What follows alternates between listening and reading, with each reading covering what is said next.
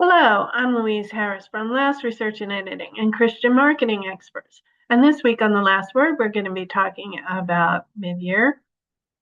So let's get started.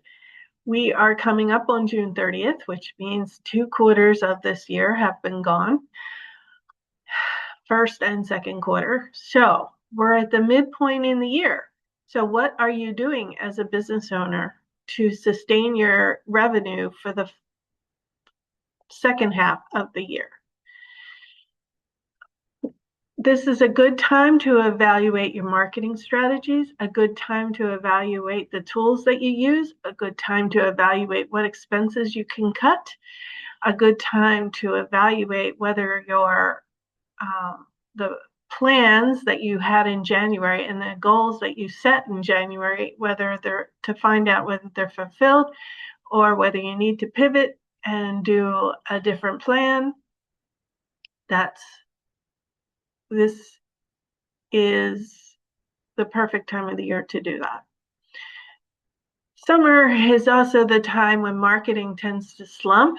You don't want to do that because you want to keep the momentum going that you've built up for the first half of the year. So even though staff members might be on vacation, or if you're a single person and you do all the work yourself and you're going on vacation, you should still figure out how you can market while you're on vacation, but you shouldn't let your marketing drop. You want to keep going because that'll help you sustain your business for the second half of the year.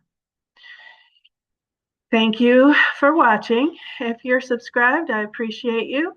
If you haven't, please consider subscribing. It does help with brand awareness and it raises my ranking in the YouTube channel.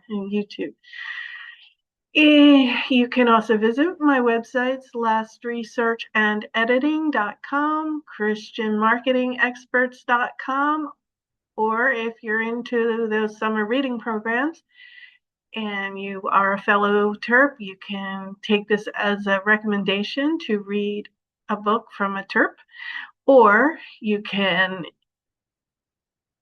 read one of mine, which would be reading a TERP authored book. But regardless of whether you're from the University of Maryland or not, you can still participate in summer reading programs at your library. And if you're doing that, you'd want to buy some books. So go ahead to amazon.com/author/Louise Harris and buy some books. And they're all timely, especially the first one, because it actually starts out on July 4th, even though you don't know that until the end of the book. And then I just gave it away, but I don't really care.